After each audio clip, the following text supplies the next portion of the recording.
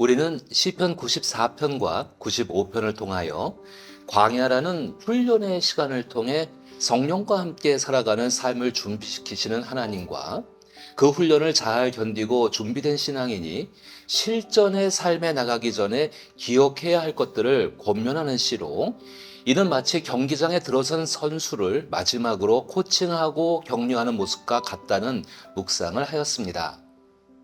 그렇다면 이제 함께 읽어볼 시편 96편부터 100편까지는 시편 제4권의 본론에 해당하는 시들로 실전의 삶에 투입된 신앙인의 고백이 담긴 찬양과 선언으로 볼 수 있습니다. 이스라엘 민족의 신앙의 변천사는 오늘날 기독교 신앙의 맥락을 이해하는 데 아주 큰 영향을 주고 있죠. 특히 시편 제4권에서 말하는 하나님의 다스리심이라는 주제와 이에 대한 반응으로 시편 96편의 1절의 새 노래로 하나님을 찬양하라 라는 부름은 이스라엘의 포로됨에서의 귀환과 예루살렘 성전 재건이라는 역사적 현실을 고려할 때 더욱 의미 있게 이해할 수 있습니다. 포로 생활 동안의 고통을 일련의 훈련 시간으로 여기며 고백했던 시처럼 이제 포로에서 귀환하도록 이끄시는 하나님의 일하심에 압도된 백성들의 반응과 다시 돌아온 시온에서 무너진 성전을 재건하며 하나님과 함께 살아가는 삶을 시작하는 여정을 상상하며 시편 96편에서 100편을 읽어봅시다. 오늘날 우리의 삶에서 새 노래로 하나님을 찬양한다는 것과 무너진 마음의 성전 재건의 의미가 어떻게 우리의 실전 삶과 이어지는지 함께 묵상해 봤으면 좋겠습니다.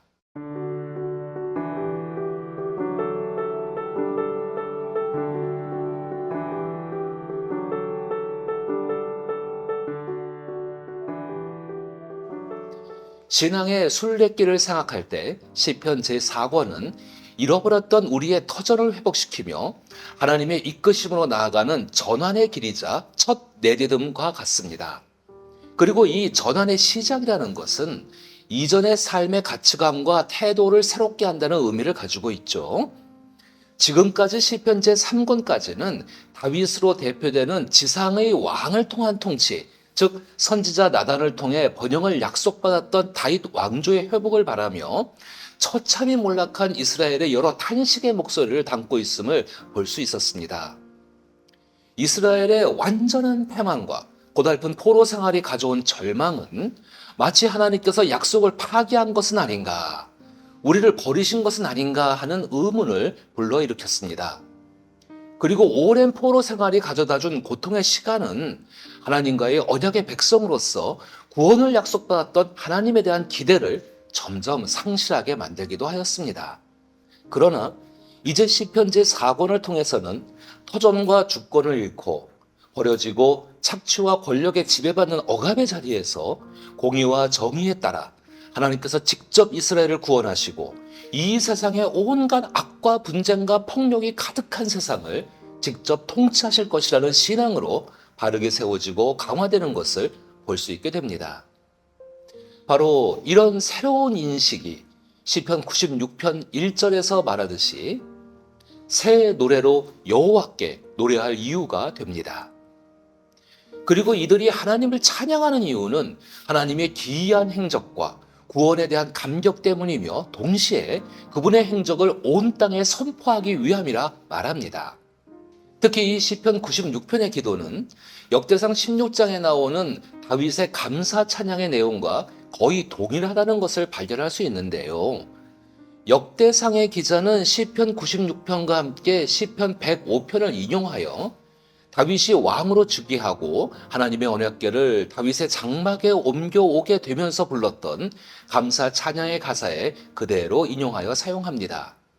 즉 역대상 기자와 시편 96편의 시인은 각 시편과 노래의 기원이 되는 동일한 원작을 토대로 각 의도에 맞게 편집하고 배열했을 가능성이 있는데요. 특히 오늘날 형태의 시편 96편을 보았을 때 역대상에 기록되어 있는 부분과 다른 점이 있다면 바로 새 노래로 여호와를 노래하라는 구절이 추가되어 있다는 점입니다. 일반적으로 언약궤가 하나님의 임재를 상징한다는 것을 두고 유추해 보았을 때 역대상에 수록된 노래의 의미를 생각해 본다면 다윗으로 상징되는 하나님 앞에 바로 선 왕을 통해 하나님께서 그들을 통치하셨다는 것을 생각해 볼 수 있습니다. 이에 반해 시편 96편은 역대기에 수록된 시편처럼 지상의 왕을 통해 하나님께서 이스라엘 가운데 임재하시는 것이 아니라 하나님께서 이제 직접 통치하시기 시작하셨다는 것에 대한 초점이 새로운 것으로 인식되는 것입니다.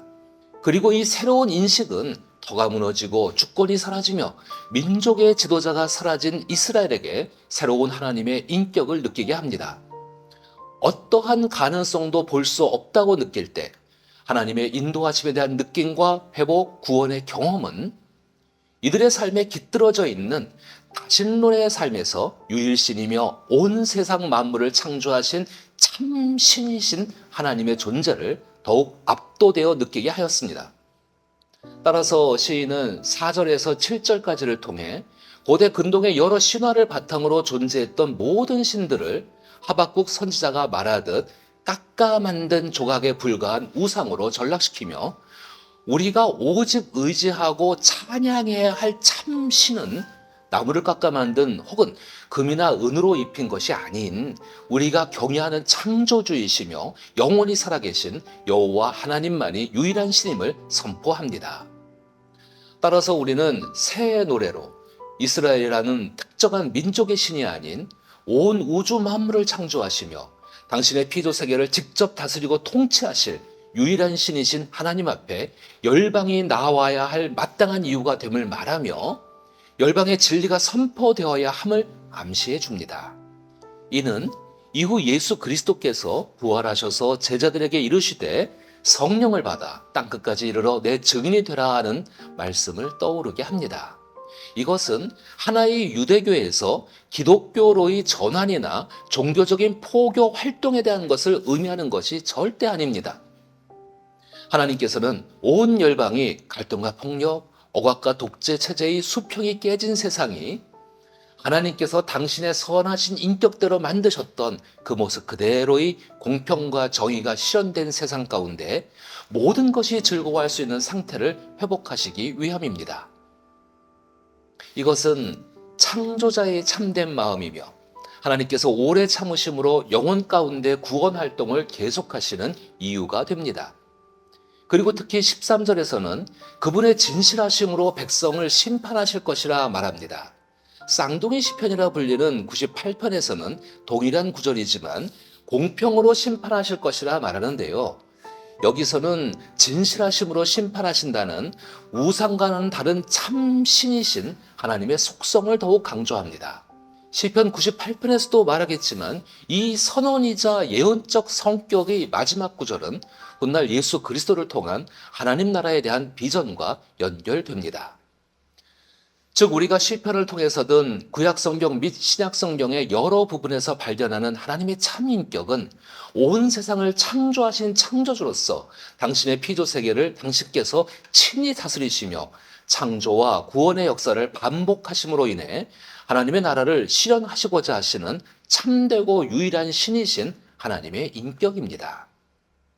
그리고 예수 그리스도를 통해 우리의 삶에 드러난 하나님의 구체적인 개입하심의 모습은 오늘도 여전히 고통의 삶을 살아가는 모든 인생에게 소망과 위로를 주고 있습니다.